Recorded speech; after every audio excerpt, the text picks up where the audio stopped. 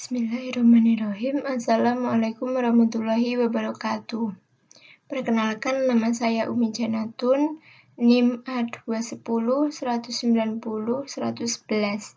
Di sini saya ingin menjelaskan mengenai sistem dan alat pembayaran yang ada di Indonesia. Nah, jadi sistem pembayaran. Apa sih sistem pembayaran itu? Nah, langsung saja kita akan membahasnya di sini. Sistem pembayaran adalah sistem yang mencakup seperangkat aturan, lembaga, dan mekanisme yang digunakan untuk melaksanakan pemindahan dana guna memenuhi suatu kewajiban yang timbul dari suatu kegiatan ekonomi. Sistem pembayaran merupakan sistem yang berkaitan dengan pemindahan sejumlah nilai uang dari satu pihak ke pihak lain. Itu. Selanjutnya, terdapat prinsip sistem pembayaran. Nah, prinsip sistem pembayaran di sini ada 4. Yang pertama, itu aman. Maksudnya aman adalah segala risiko dalam sistem pembayaran seperti risiko likuiditas, risiko kredit, risiko fraud harus dapat dikelola dan dimitigasi dengan baik oleh setiap penyelenggaraan sistem pembayaran. Prinsip yang kedua, ada prinsip efisien.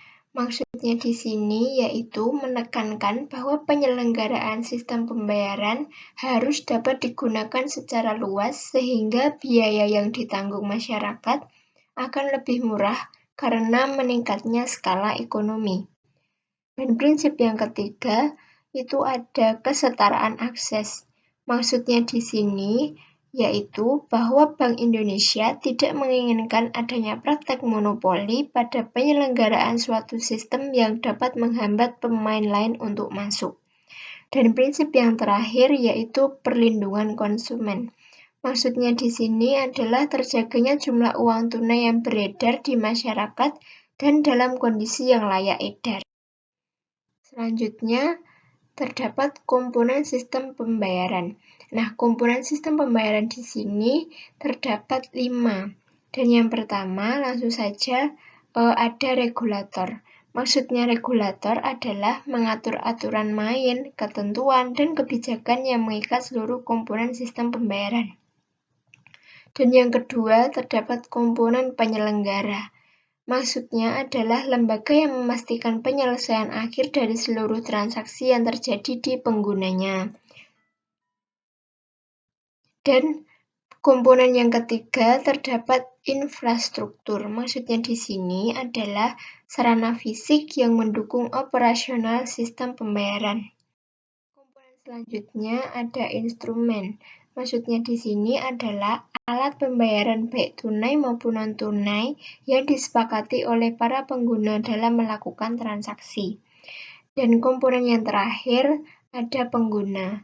Pengguna adalah konsumen yang memanfaatkan sistem pembayaran. Selanjutnya, peranan bagi perekonomian.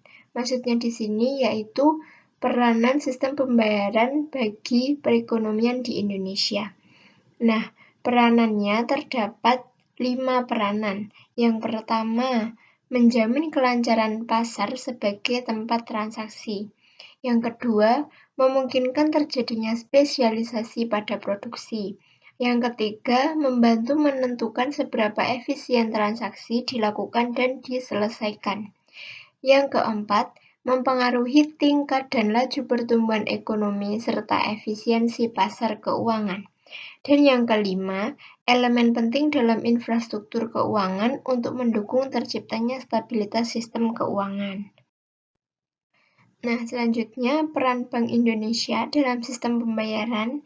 Yang pertama yaitu kewenangan sebagai penyelenggara sistem clearing antar bank untuk jenis-jenis alat pembayaran tertentu melalui sistem clearing nasional Bank Indonesia atau biasa disebut dengan SKNBI.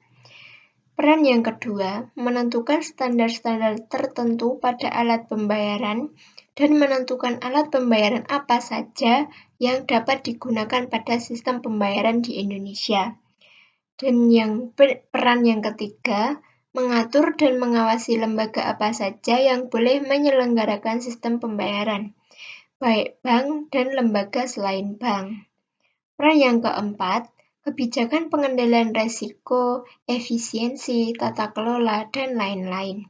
Dan yang kelima, kewenangan dalam menjalankan sistem Bank Indonesia, Real-Time Gross Settlement atau BIRTGS. Nah, BIRTGS di sini sendiri itu digunakan untuk melakukan transaksi non-tunai yang bernilai besar. Nah, selanjutnya sistem pembayaran yang berlaku di Indonesia. Apa saja sih? Nah, ada 2 sistem pembayaran yang berlaku di Indonesia. Yang pertama yaitu sistem pembayaran retail atau nilai kecil.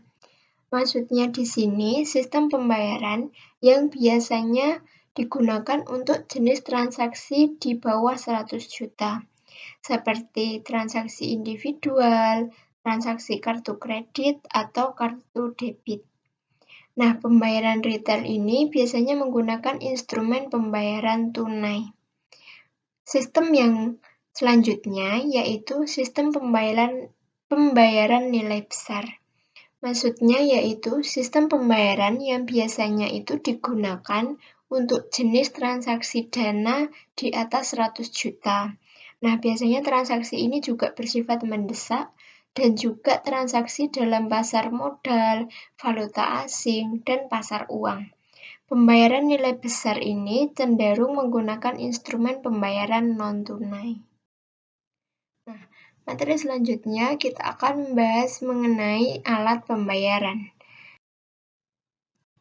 Nah, pengertian alat pembayaran sendiri adalah salah satu komponen yang membentuk sistem pembayaran. Sistem pembayaran itu sendiri yaitu benda yang menurut hukum harus diterima sebagai alat untuk membeli barang dan jasa. Nah, alat pembayaran ini harus yang sah ya. Kemudian untuk alat pembayaran itu terdapat 2 macam. Yang pertama itu alat pembayaran tunai dan yang kedua alat pembayaran non-tunai. Alat pembayaran tunai lebih banyak memakai uang kartal, yaitu uang logam dan uang kertas. Uang logam adalah uang yang terbuat dari logam emas atau perak yang memiliki nilai cenderung tinggi dan stabil. Bentuknya mudah dikenal dan sifatnya tidak mudah hancur dan tahan lama. Sedangkan uang kertas adalah uang yang berbentuk lembaran yang terbuat dari bahan kertas atau bahan lainnya yang menyerupai kertas.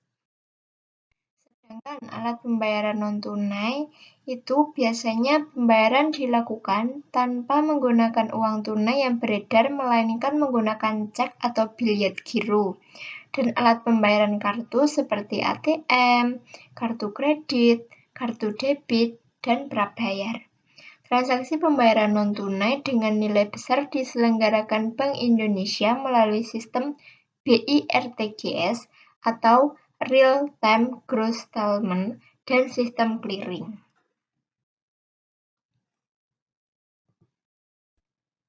Selanjutnya, kita akan membahas mengenai uang. Apa sih uang itu? Nah, pengertian uang sendiri adalah sesuatu yang dapat diterima secara umum sebagai alat pembayaran dalam suatu wilayah tertentu atau alat pembayaran utang dan alat untuk melakukan pertukaran barang dan jasa. Nah, sejarah uang itu terdapat 4 tahapan. Yang pertama yaitu tahap barter. Maksudnya tahap barter adalah di dalam tahap ini tuh untuk memperoleh barang-barang itu tidak dapat dihasilkan sendiri.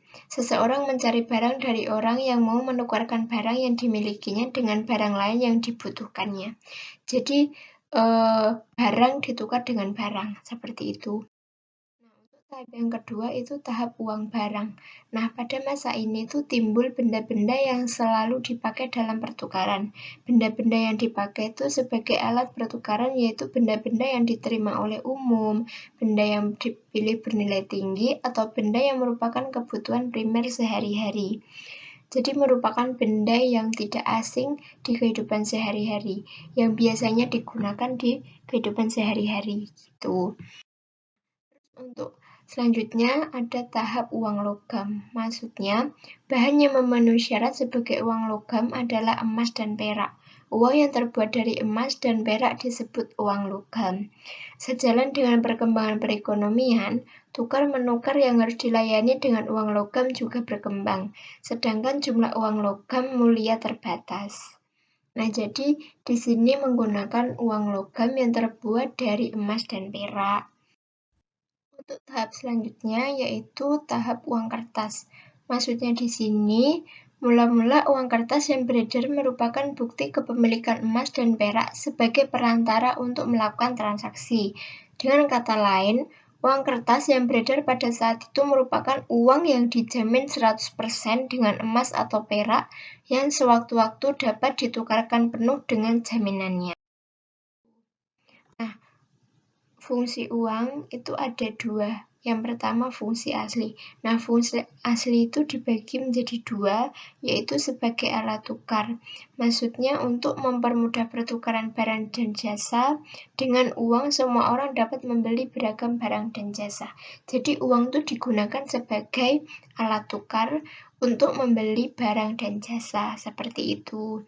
Nah, selanjutnya sebagai satuan hitung, maksudnya sebagai alat ukur dengan menentukan harganya. Setiap barang dan jasa memiliki harga-harga tersendiri dan harga-harga tersebut dinilai dalam satuan uang.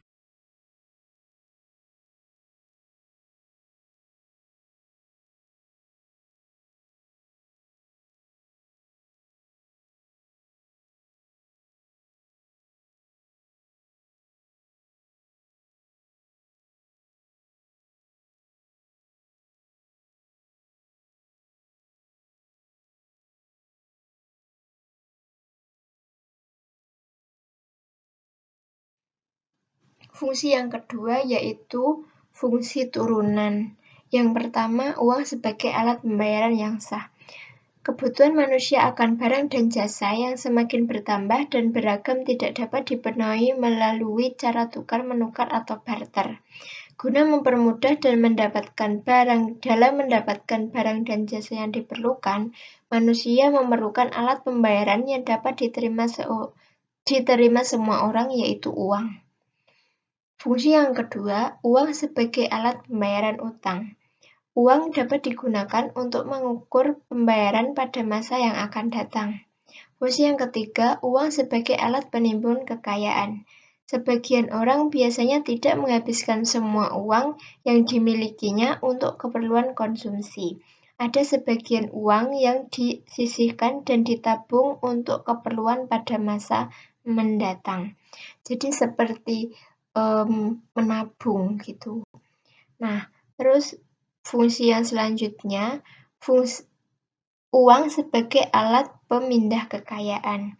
Maksudnya, seseorang yang hendak pindah dari suatu tempat ke tempat lain dapat memindahkan kekayaannya yang berupa tanah dan bangunan rumah ke dalam bentuk uang dengan cara menjualnya. Selanjutnya, fungsi uang sebagai alat pendorong kegiatan ekonomi. Apabila nilai uang stabil, orang lebih bergairah dalam melakukan investasi. Dengan adanya kegiatan investasi, kegiatan ekonomi akan semakin meningkat. Nah, jenis-jenis uang itu dibagi menjadi 3. Yang pertama, menurut lembaga yang mengeluarkannya.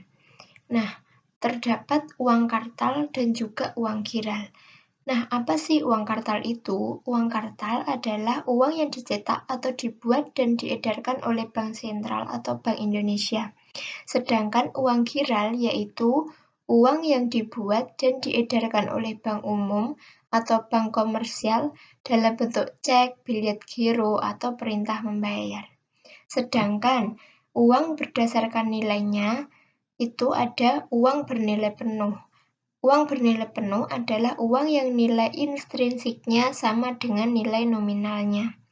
Yang kedua, uang tidak bernilai penuh adalah uang yang nilai intrinsiknya lebih kecil dari nilai nominalnya. Sedangkan uang berdasarkan kawasan atau daerahnya, maksudnya daerah digunakannya uang itu, nah ada uang domestik dan uang internasional. Uang domestik adalah uang yang hanya berlaku di negara tertentu saja.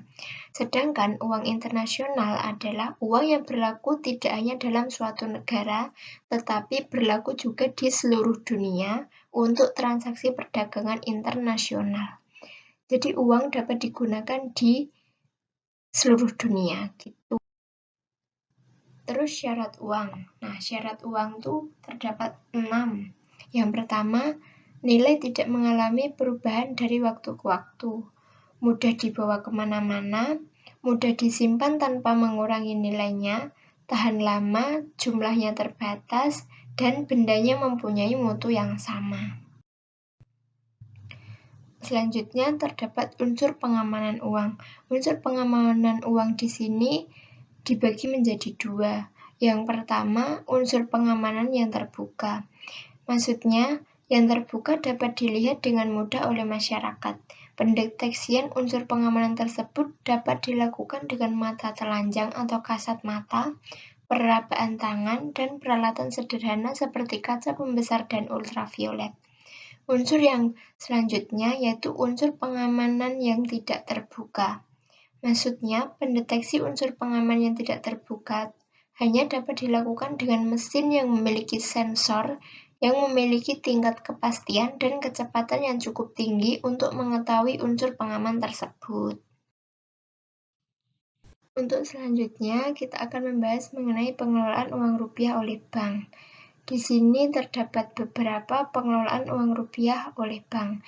Yang pertama yaitu perencanaan, percetakan, pengeluaran, pengedaran, pencabutan, dan penarikan, serta pemusnahan uang rupiah. Selanjutnya, Bank Indonesia melakukan perencanaan dan penentuan jumlah uang rupiah yang dicetak dengan memperhatikan antara lain asumsi tingkat inflasi, asumsi pertumbuhan ekonomi, rencana macam dan pecahan uang rupiah, serta perkiraan jumlah uang rupiah yang dimusnahkan. Berikutnya, Bank Indonesia melakukan pencetakan uang rupiah di dalam negeri dengan menunjuk badan usaha milik negara sebagai pelaksana pencetakan uang rupiah.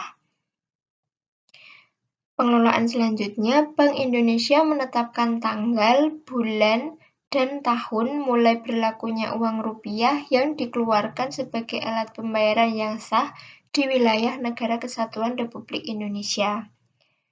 Berikutnya, Bank Indonesia merupakan satu-satunya lembaga yang berwenang mengedarkan uang rupiah kepada masyarakat. Dan yang terakhir, Bank Indonesia menetapkan uang rupiah tidak sebagai alat pembayaran yang sah di wilayah Negara Kesatuan Republik Indonesia dengan cara mencabut dan menarik uang rupiah dari peredaran. Cukup sekian yang dapat saya sampaikan mengenai sistem dan alat pembayaran yang ada di Indonesia. Saya pribadi mohon maaf jika ada kesalahan dan kekurangan dalam penyampaian ini. Terima kasih. Wassalamualaikum warahmatullahi wabarakatuh.